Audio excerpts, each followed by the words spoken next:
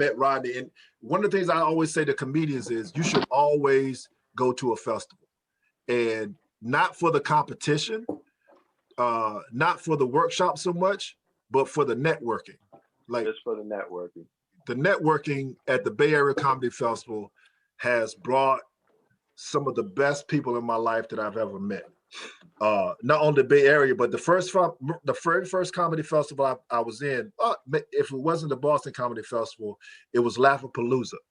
I did Laughapalooza the last year it was there, and I was in the New Jacks, and that was Grady. That was Grady, and who else was there? Little Rail was there. It was a lot of comedians that were there. But from those sessions, from those festivals, I've networked and met a lot of comedians. I want to make sure I honor time. Mike, I want to thank you so much for joining us. I appreciate your having me. I'm glad to have spent this 30 minutes with you for the past hour and a half. And great to see you, Chris, for the first time in 20 years. Great to first time in 20 years. Good to see you, Mike. Get to know you, Rodney. Thank you for the phonetically dopeness. And I'm going to tell everybody. And thank you, Corey, for putting this all together. And looking forward to seeing you at the show. All right, Rodney, awesome, I think you just gave Mike the name of his next album. Phonetically dope will be a dope ass title, dude. You are right. Hey, please, I love it. I take no credit. His name is just phonetically dope. Thank you, Rodney. Put his name in the liner notes. MYQ? What? Oh yeah. I'm gonna watch your set on Thursday, and I'll come up with something for you. Thank you, Mike. You don't have to, but thank you, sir. I'll do my best. Thanks all. All right. Man, but Thursday's coming. That's next week. Yes, this is Thursday. That's right. Thursday, December 17th. Join us for Phonetically when Dope is that? Show. Is that coming up? That's next Thursday. that's yeah. That's... Wait. You didn't get my email? Yeah, I got it, but it went. I sent it to the spam. He double booked. You'll figure it out. He double booked. He double booked. Dude, hey, I had a thing Monday, right? My buddy has this show. I don't want to call it a little show, but I booked it. But then I got another thing for like a couple $1,000, and I was like, yeah. I'll make a podcast. And I got the Rona. He was so upset with me, man. And I'm like, dude, man, I mean, it's Christmas time, man. I need this money, man. Yeah. Get off my back, brother. If you can't understand, like that's the comedians. I don't know how to put it, but we all know, like, especially if someone's doing you a favor and coming in a lot. But my buddy had like a producer type guy, like communicating, and so that guy was upset. Oh, okay. And he was like, "Oh man, we just put you on a flyer." I'm like, "Well, take me out." It's Monday. I mean, it ain't like I called you the day of. I'm calling you like Thursday evening to take Monday. I have a conflict, and so he felt bad. I apologized to him, but I felt a little bad, but not too much. Rodney, you one of the cats that's been grinding with this virtual stuff. Like of all the comedians who've taken advantage of this this whole pandemic thing, like you're one of the few that I know of personally that have been grinding both virtually and also on the road. Do you see this as a potential for a new norm once hopefully all this we go back to not having to necessarily social distance, but washing our hands? Thank God we realize we need to do that now. But do you see this virtual thing being a part of our life going forward? You know what? It was a point during the pandemic where I was doing so many virtual shows. I was like, I could never leave here again, and I would be cool. I mean, because I developed the act, and it was so easy, and I would just go down to my basement, and I had my little stuff set up, and it was so easy. But there's nothing like people, man. There's nothing like being in a room with people and making them laugh. There is nothing that compares to it at all in life. So do I think that there'll be some version of social or streaming and stand up, yes. You know, I think our normal may change.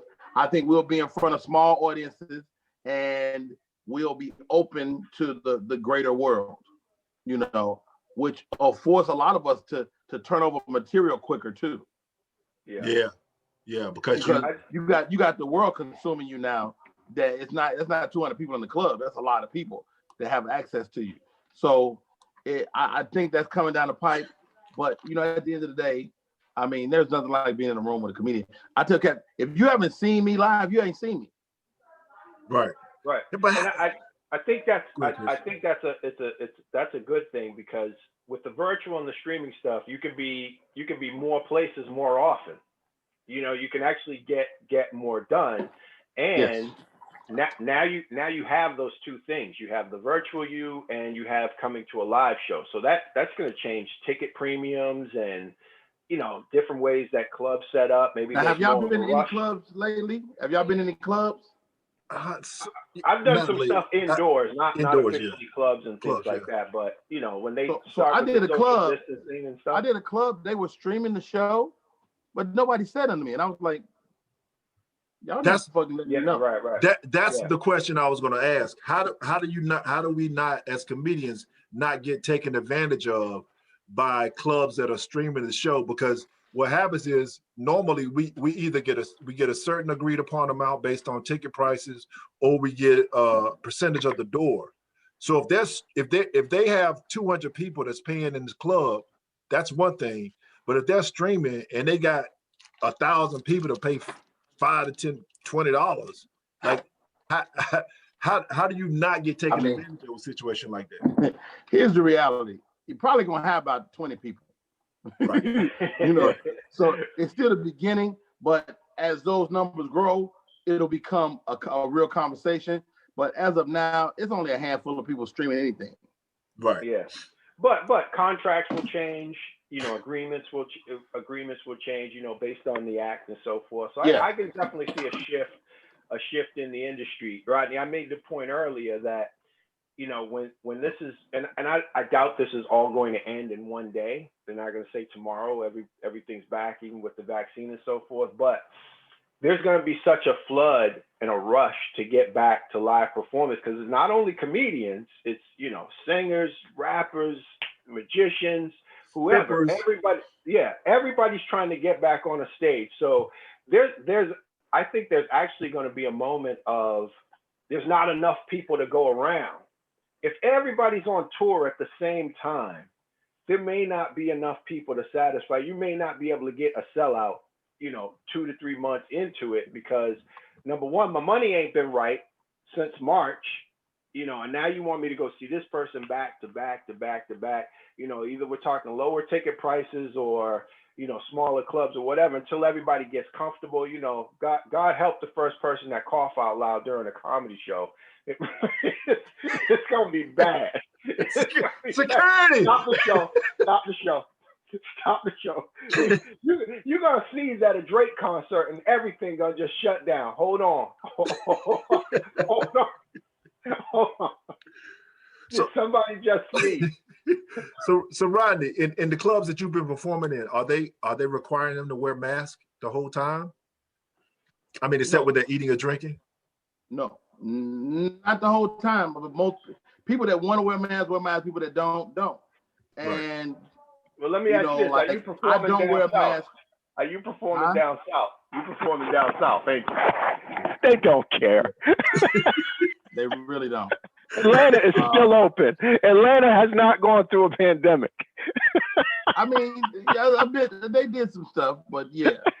But it's so, like, I played the Atlanta Comedy Theater, and people were definitely sitting in the audience with masks on the entire show. And like, so they had Chappelle come to the club, and Chappelle had everybody take a COVID test pre-show that day, and they gave you a Chappelle mask that you wore during the show. You had to keep it on the whole show. And so there are venues that have done that. Chappelle even bought them a HEPA filter for the club. What? Wow. He bought a filter for the club. Dude is incredible. But I think every day it gets a little more lax. Like, every day you be like, like I thought it could be like 150 in here, and you're like, I know it's just 200 people.